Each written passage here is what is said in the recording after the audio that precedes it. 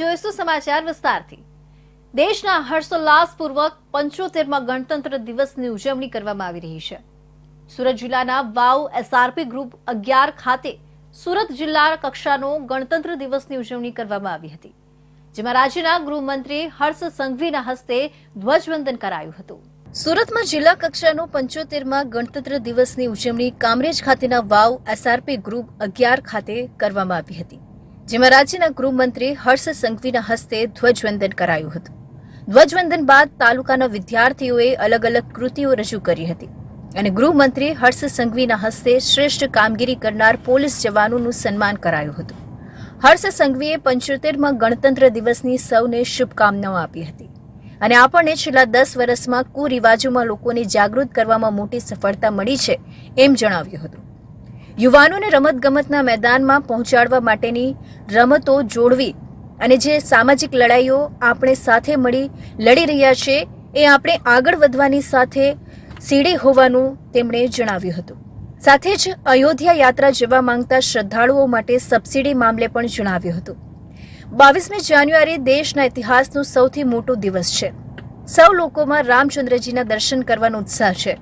વિશ્વાસ છે કે દેશના પ્રત્યેક નાગરિકો દર્શન કરી શકશે, તે માટે સરકારની એક પછી એક વ્યવસ્થાઓ પણ કરાશે અને અયોધ્યા ખાતે રામલલ્લાના દર્શનથી કોઈ પણ નાગરિક વંચિત ન રહે એ પ્રમાણેની વ્યવસ્થા કરવામાં આવશે એવું જણાવ્યું હતું।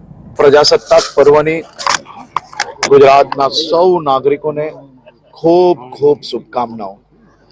આજે વહેલી સવારથી કાશ્મીરથી લઈને કન્યાકુમારી સુધી પ્રજાસત્તાક પર્વની આપણે સૌ લોકો ઉજવણી કરી રહ્યા છીએ।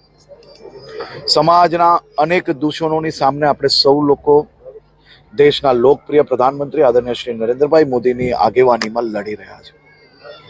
એમને આગેવાનીમાં દેશમાં 10 વર્ષની અંદર કુરિવાજો દૂષણોની સામે આપણે ખૂબ મોટી સફળતા મેળવેલી છે। સાથે સાથે યુવાનોને રમતગમતના મેદાનો સુધી પહોંચાડવામાં દેશને આ 10 વર્ષમાં ખૂબ મોટી સફળતા મળી છે।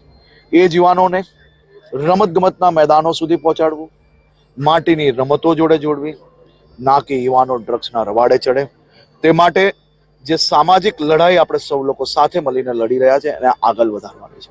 75મા ગણતંત્ર દિવસની ઉજવણી દરમિયાન ગૃહ રાજ્યમંત્રી હર્ષ સંઘવી દ્વારા જિલ્લા પોલીસના વિવિધ વિભાગો દ્વારા યોજાયેલી પરેડનું એમણે નિરીક્ષણ કર્યું હતું। સાથે જ ડોગ શો દ્વારા જિલ્લા પોલીસના શ્વાન દ્વારા બહાદુરી અને પ્રશિક્ષણની ઉત્તમ કામગીરીનું નિરીક્ષણ પણ કરાયું હતું। સાથે જ શાળાના બાળકો દ્વારા વિવિધ સાંસ્કૃતિક કૃતિઓ દ્વારા દેશભક્તિની ભાવના ઉજાગર કરી હતી।